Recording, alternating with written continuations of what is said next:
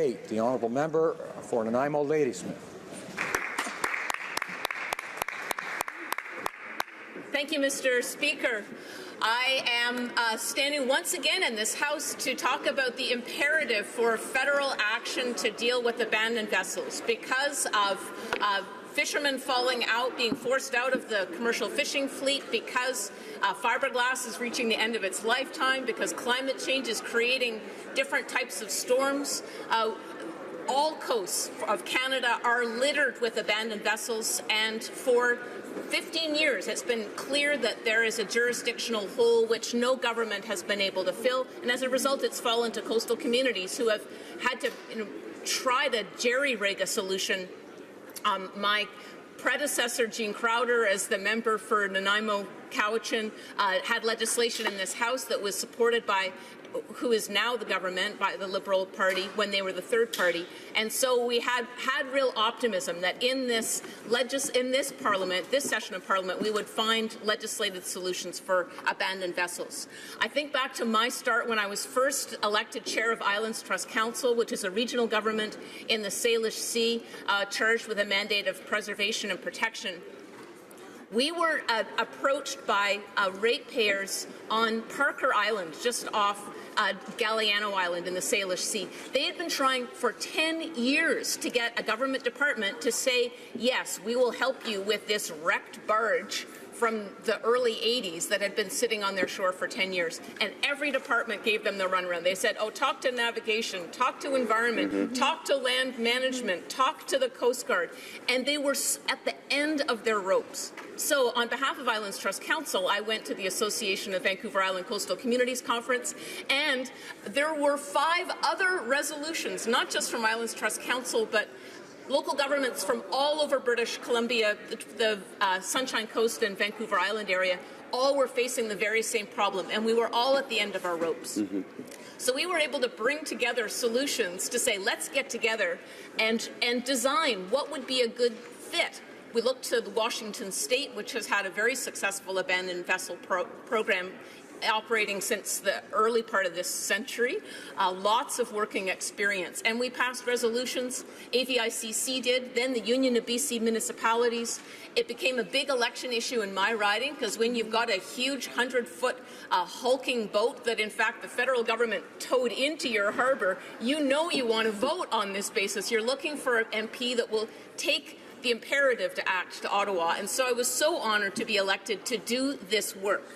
And I built into the legislation that I tabled in this House, I built on Jean Crowder's bill, and then I updated a year and a bit later, including because my amazing staff team found a way to build all the solutions from coastal communities into private members' bill. So that was April 2017, and I was right on the verge of bringing all those solutions into the House to debate it in December when, as you'll remember, Madam Speaker, the Liberals used some unused tactics to block and then basically vote down my bill to prevent it from even being debated and voted on. It was not a possible outcome I could ever have imagined. Because the Transport Minister said he was going to legislate abandoned vessels, I really hoped that he would just plagiarize my bill and bring my elements into his, or at least he would recognize when he did table his own bill on Halloween last year that he would see that the C-64 remedy of penalizing and fining abandonment of vessels wouldn't work unless you brought the elements of my bill, which would deal with the backlog but would also fix vessel registration, which would make it then possible to if you find an abandoned vessel, you need to be able to know who the owner is in order to send them a fine or a penalty. So, and this has been said in this House before, the 2 pieces of legislation would have worked well together. Yeah. The pieces that I had proposed, you would have heard, you could probably recite them along with me. Deal with the backlog by putting in place a pilot program, a vessel turn-in program, as has been done to great success in Washington and Oregon. Kind of a boat amnesty. People that don't know how to deal with the boat at the end of their life, they can deal with, they can get it out of the water where it can be safely recycled. Create incentives for fiberglass recycling and piggybacking on the government's avowed innovation agenda, let's do something to help us deal with marine plastics and waste fiberglass. Let's find new markets so we can recycle and work with local salvage companies to deal with this mess that we've never had to, it's a worn-out product we've never had to deal with before. Fixing vessel registration so you can make the boat owners accountable and not have the costs all end up on the backs of taxpayers. And more. All those solutions from coastal communities and coastal governments I had in my legislation. Then when that got killed by the government, then I worked very hard at the Transport Committee to insert each of those solutions into the Transport Minister's Bill, C-64. And to my great disappointment, despite the fact that we had so many witnesses that said we want to bring all those elements in, people on the ground, the Chamber of Shipping, the West Coast Environmental Law Association, local governments, marina operators, everybody endorsed the pieces of the solutions of coastal communities that I was proposing to amend, and the Liberals and Conservatives voted all those amendments down, every single one. And so here I stand with my final attempt to improve this legislation and to bring the solutions that would actually help coastal communities into the bill. We identified during the committee study that in fact, the government is not going to apply this fine and penalty system in C-64 to government-owned property. And we have a lot of examples on the BC coast and the Atlantic coast of government assets becoming abandoned vessels. In my colleague, the Member of Parliament for Courtenay Alberni, he was very involved with removing the vessel Laurier from Bain Sound, which is a very rich aquaculture shellfish area. A lot of jobs dependent on that. When the Laurier sank, everybody was very worried. It turns out this was an old fisheries inspection vessel and had, chapters of many stories. I think it was also a Coast Guard vessel, a government asset that became an abandoned vessel. On the East Coast, the Cormorant is an old Navy ship that has been languishing at the dock in Bridgeport for over 10 years. Again, a government vessel that became abandoned.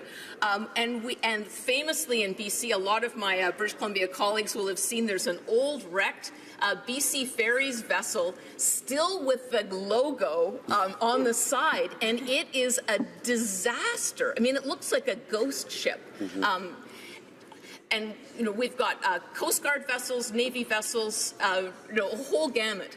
And so this amendment that I have before the House is to close that loophole, make the fines and penalties equivalent, whether it's a government asset, whether it's a private vessel, to be able to bring that accountability and fairness as well.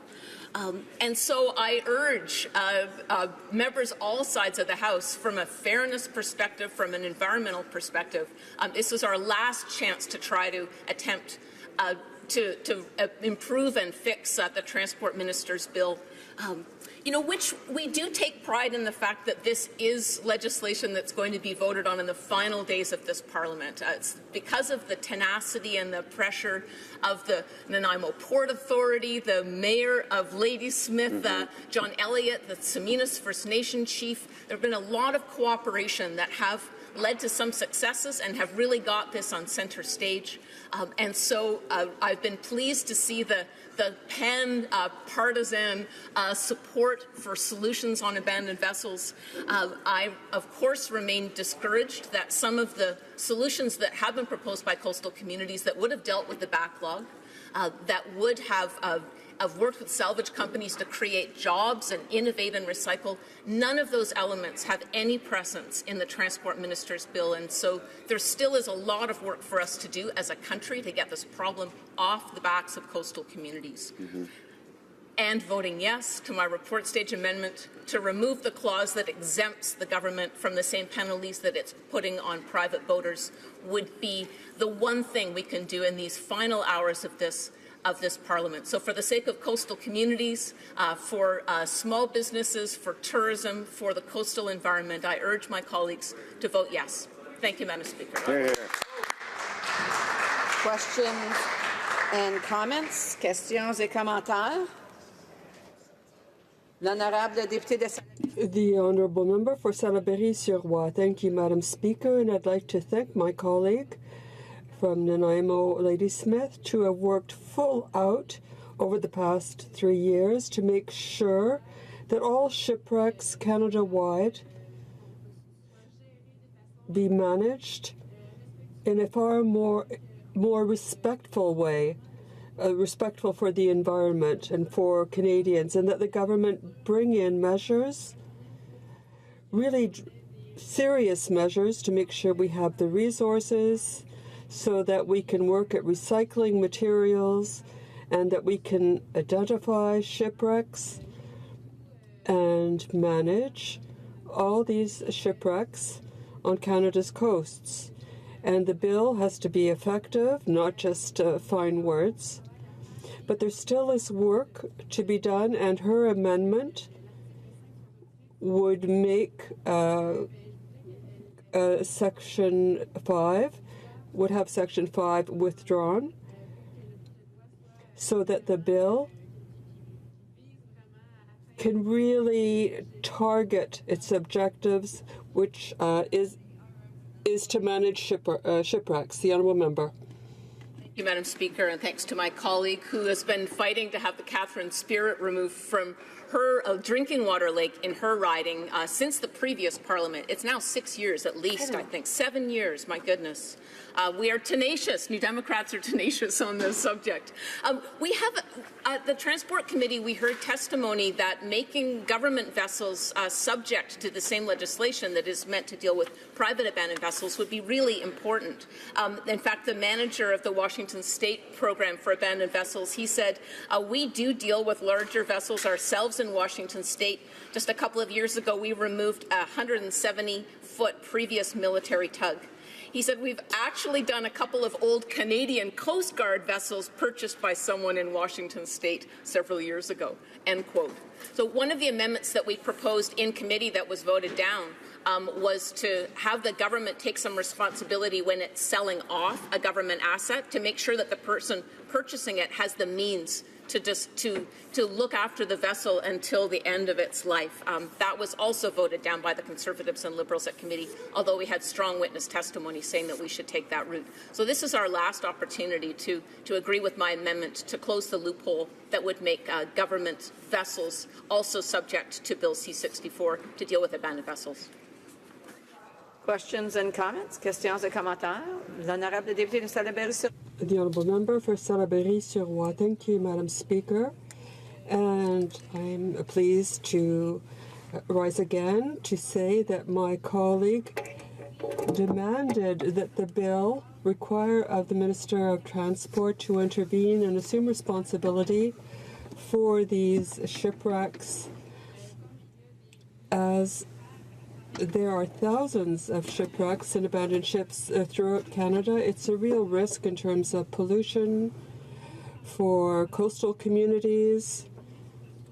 So the minister should be obliged to intervene, and it is not now the case in Bill 664. Can my colleague please comment? Smith has just a little over a minute to respond. Thank you, Madam Speaker.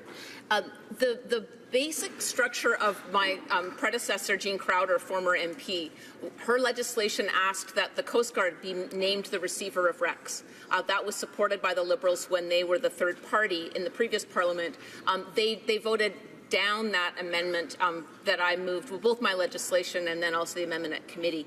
We do hear from the Transport Minister that he considers Coast Guard now to be the de facto lead, and so it isn't necessary to change in legislation. However, we're not sure that that same interpretation might be taken up by a future government in this House, and so we still, with regret, are sorry that in legislation the Coast Guard has not been named the receiver of wrecks. We know that the good men and women of the Coast Guard on the water are doing yeoman's work to fill this gap, and under their own steam are taking a great deal of responsibility. We want to see them resourced and have that reflected in legislation.